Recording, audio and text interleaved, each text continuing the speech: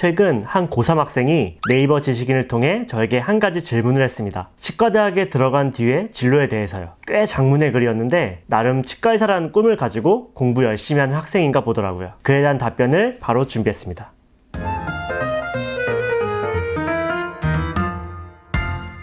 안녕하세요. 자일리톨TV의 행복한 치과의사 닥터 자일리톨 이재일입니다. 요즘은 많이 아시겠지만 치과의사에도 전문의가 있습니다. 10개, 아니 최근 들어 1개가 더 늘어나서 총 11개의 치과 전문의로 나누어 볼 수 있죠.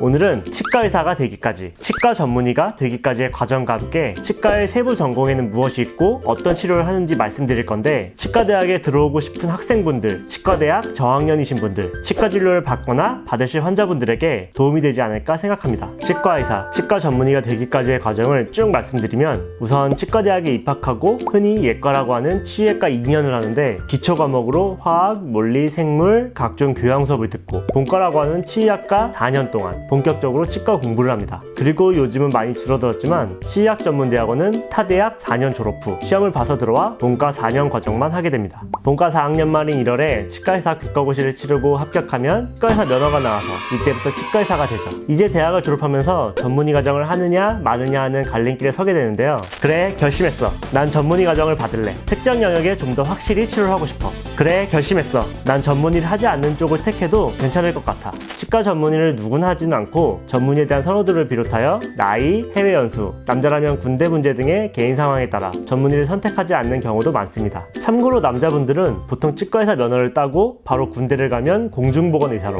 전문의까지 따고 나서 군대를 간다면 저처럼 군의관으로 가는 경우가 가장 많습니다. 저는 수원에서 3년간 공군 군의관으로 있었는데 지금 생각해보면 치열하게 살아왔던 인생 중 나름 휴식기가 아니었나 생각됩니다. 본론으로 넘어와서 내가 전문의 과정을 선택했다. 그러면 인턴 1년을 하고 원하는 과에 지원해서 합격하게 되면 레지던트 3년, 이렇게 총 4년의 시간을 거쳐서 레지던트 3년차 말인 1월에 치과 전문의 시험을 치르고 합격하면 전문의 자격증이 나오게 됩니다. 치과의사가 되기까지 6년, 치과 전문의가 되기까지 총 10년이 걸리게 되는 것이죠. 참 길죠? 처음에 치과대학에 입학하고 나서는 이제 6년만 지나면 치과의사가 되겠구나 싶었는데, 치과의사가 되고 나서도 전문의 따기까지 4년에 군대 3년까지 해서 총 13년이 지나서야 사회로 나왔죠. 그럼 지금부터 본격적으로 11개 전문과를 말씀드릴 텐데, 외과, 보철, 보존, 소치, 치주, 교정, 내과, 영상, 예방, 병리, 통치, 뭐가 참 많죠? 하나하나 낱낱이 해보여드리겠습니다. 첫 번째, 구강암염외과. 제가 바로 구강암염외과, 줄여서 구강외과 전문의입니다. 제 얘기니까 다른 거보다 조금 길게 얘기할게요. 제가 해서 그런 게 아니라 객관적으로 치과 전문가 중에 가장 힘든 과정을 거치지 않나 생각해봅니다. 밤새도록 잠 못 자고 당직 서면서 얼굴이 찢어지거나 치아 다친 분들 치료해드리던 생각이 나네요.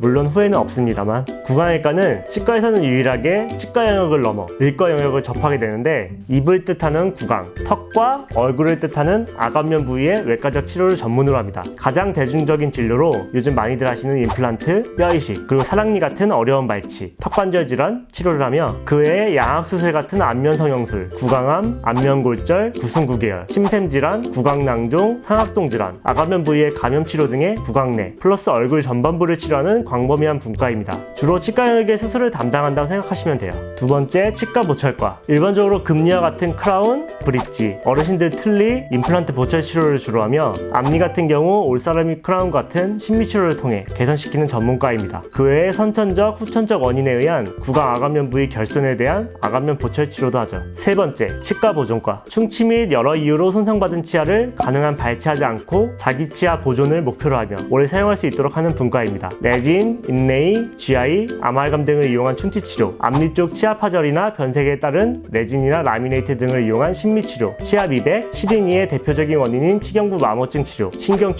및 더 나아가 치근단 절제술, 의도적 치아 재식술, 자가치아 재식술을 하게 되죠. 네 번째, 소아치과. 소아치과라는 이름만 들어도 뭐하는 과인지 쉽게 아실 거예요. 주로 출생부터 청소년에 이르는 연령층의 충치치료, 외상치료, 불소도포와 치아 혼매우기 같은 예방치료, 정상적인 발육 및 교합을 유도하는 교정치료, 그리고 이러한 치료를 할 때 그냥 하기 힘든 경우 제어사는 소아 진정마취를 이용한 치료를 합니다. 다섯 번째, 치주과. 스케일링 등을 통해 잇몸 질환을 치료하고 잇몸 이식술, 잇몸 미백, 흡수된 뼈를 재생시키는 치조골 재생술, 임플란트, 치은 비대증, 외상성 기업에 의한 잇몸 질환 치료 등이 있고, 이를 통해 잇몸 질환의 재발을 방지하고 잇몸을 건강하게 유지시킵니다. 여섯 번째, 치과 교정과. 역시 이름만 들어도 무엇을 하는지 알 수 있으시죠? 성장기나 성인 환자에서 부정교합을 치아 교정으로 치료하며 구강암외과와 협진하여 돌출입, 주걱턱, 안면 비대칭 등을 수술 교정을 통해 치료합니다. 결국 치아를 올바르게 배열해 주어 아름다운 얼굴을 만들어준다고 할 수 있습니다. 일곱 번째, 구강내과. 주로 턱관절이 아프고 입이 잘 안 벌어지는 턱관절 및 저작근 질환을 치료하며 그 밖에 이갈이, 코골이, 수면무호흡증, 3차 신경통 같은 안면 통증, 혀,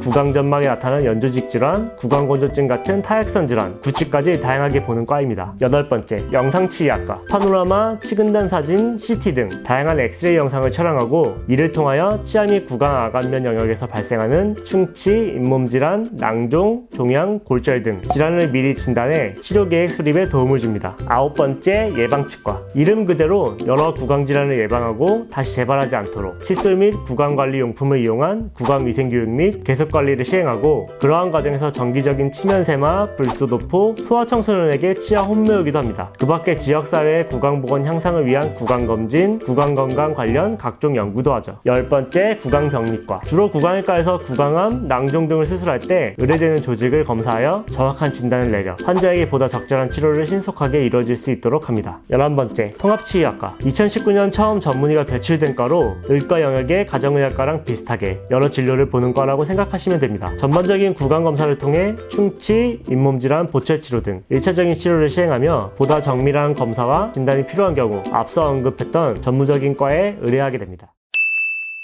오늘은 치과 전문의 11개의 전문 분과에 대해 말씀드렸는데, 구강외과 전문의인 저는 수련 기간 동안 임플란트, 사랑니 발치, 양악수술, 턱관절 치료를 중점적으로 공부하며 진료했던 기억이 납니다. 벌써 시간이 꽤 지났는데 요즘은 저의 전문적인 특성을 살려서 임플란트 치료를 제일 많이 하고 있지만 교정, 충치 치료, 신경 치료, 크라운, 틀니, 잇몸 치료, 그리고 소아 환자 치료까지 모든 진료를 다 하고 있죠. 대학병원에서 교수가 되지 않는다면 결국 저와 같이 모든 진료를 다 하게 되는 게 우리나라 치과인 것 같습니다. 치과 치료 특성상 모든 진료가 연계되어 있기 때문에 특정한 전문이더라도 결국 다른 치료도 어느 정도는 다 해야 하는 게 맞죠. 그래서 오늘의 결론, 치과 11개 과에 대해서 이런 게 있다는 것을 기억하시고 치료가 필요할 때 참고하세요. 그러나 전문이든 전문의가 아니든 결국 충분한 치료 경험이 있다면 대체로 진료에 있어 능숙하니 너무 걱정하지 않으셔도 된다는 것이에요. 그럼 다음에도 유익하고 좋은 영상으로 찾아뵙겠습니다. 옆에 구독 버튼, 그리고 좋아요, 알림 설정까지 꼭 부탁드립니다. 감사합니다.